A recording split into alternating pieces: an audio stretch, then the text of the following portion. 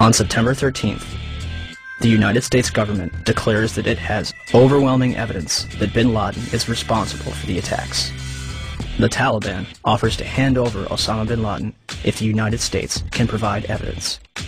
Our position in this regard is that if America have evidence and proofs, they should produce it, and we are ready for the trial of Osama bin Laden in the light of evidence. Are you willing to hand Osama bin Laden to the United States or not? No. Without evidence, no.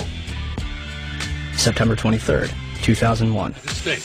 The Secretary of State said the administration would soon be able to document its case in public against the Al-Qaeda network and Osama bin Laden. And I think it will be persuasive. By the next day, the White House was already backpedaling. But is there any plan to present public evidence so that, the average citizen, not just Americans, but people all over the world, can understand the case against bin Laden? Well, I think as Secretary Powell said, there's hope to do that and to do so in a timely fashion over some course of time. But I think the American people also understand that there are going to be times when that information cannot immediately be forthcoming, and the American people seem to be accepting of that. It seems as though you're asking everyone to trust you. This information has yet to be provided to the public. Instead of taking credit, bin Laden denies involvement in the attacks 3 times. December 13th, the Department of Defense releases a videotape allegedly discovered in a house in Jalalabad, Afghanistan. Osama bin Laden describes the attacks along with Khaled al-Harbi. American mainstream media and even President Bush would portray this videotape as absolute proof of his guilt. International establishments question the authenticity of the tape. December 26th, 2001. A Taliban official claims that he has attended the funeral of Osama bin Laden. The next day, a video believed to be recorded on November 19th is broadcast, in which bin Laden praises the attack, but takes no responsibility. The next bin Laden video would not appear until October 29th, 2004, days before the presidential election. The video is described as the clearest claim of responsibility for 9/11. And when questioned why bin Laden's most wanted poster does not indict him for 9/11, the chief of investigative publicity for the FBI, Rex Toome, replied, 9/11 is not mentioned on bin Laden's most wanted poster is because the FBI has no hard evidence connecting Osama bin Laden to 9/11. Clearly, I couldn't really believe what I had just heard, so I repeated it, and he said, yes, that is correct. The FBI has no hard evidence connecting Osama bin Laden to 9/11. What evidence do they have? 2 bags belonging to Muhammad Atta checked in at Portland Airport but failed to make Flight 11 at Boston, containing a 757 video tour and flight manual, an Arab-English dictionary, a handheld flight computer, a Quran, and his will. Why would Atta take his will onto a plane that would be destroyed in a fiery inferno?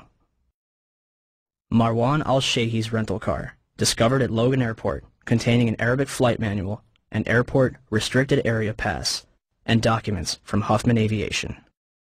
Nawaf al-Hazmi's rental car, discovered at Dulles Airport, containing Muhammad Atta's instructions, a check for a flight school in Phoenix, 4 drawings of a 757 cockpit, a knife, and maps of Washington and New York. Satam al-Sakami's passport, discovered below the Twin Towers. Well, Dan, not far from here, a passerby found the passport of one of the hijackers. How does a passport fly out of a man's pocket through a 400-mile-per-hour airplane crash, survive 9,000 gallons of jet fuel, and land intact on a sidewalk 1,000 feet below? Mahed Maked and Nawaf al-Hazmi's ID cards discovered in the wreckage at the Pentagon. An ID, Saeed al-Ghamdi's passport, Ahmed al-Nami's driver's license, passport photos, and a business card found in Shanksville. The list goes on. A former high-level intelligence official commented to New Yorker magazine, "Whatever trail was left deliberately for the FBI to chase." They used hundreds of different payphones and cell phones, often with prepaid calling cards that are extremely difficult to trace. And they made sure that all the money sent to them to fund their attacks was wired in small amounts to avoid detection. Small amounts? Lieutenant General Mahmoud Ahmed, the director of the Pakistani Inter-Services Intelligence Agency, the ISI, was reported to have wired $100,000 to Muhammad Atta in August 2001. This transfer was facilitated by Saeed Sheikh, the man who allegedly kidnapped and murdered Wall Street Journal reporter Daniel Pearl, who is investigating the ties between the ISI and Islamic militants. And the Pakistanis, of course, if you know your history, have only been a couple of degrees of separation away from the so-called Al-Qaeda hijackers. The ISI has had a long-standing relationship with the Central Intelligence Agency, dating back to the 1980s with the establishment of the Mujahideen in Afghanistan, which would evolve into Al-Qaeda. I focus in on the wire transfer that General Mahmoud Ahmed wired to Muhammad Atta right before 9/11. That's pretty crucial because General Mahmoud Ahmed was actually meeting with key Washington, D.C. insiders, Senator Bob Graham, Porter Goss, the future director of CIA, on the morning of 9/11. And he has a relationship not only with the CIA, but with Dick Armitage at State Department, Mark Grossman at State Department. Yes. Are you aware of the reports at the time that ISI chief was in Washington on September 11 and on September 10th, $100,000 was wired from Pakistan to these groups here in this area? And why he was here, was meeting with you or anybody in the administration? I have not seen that report, and he was certainly not meeting with me. Yes? In the White House transcript of this exchange, which is delivered to the press, the information about the ISI is censored.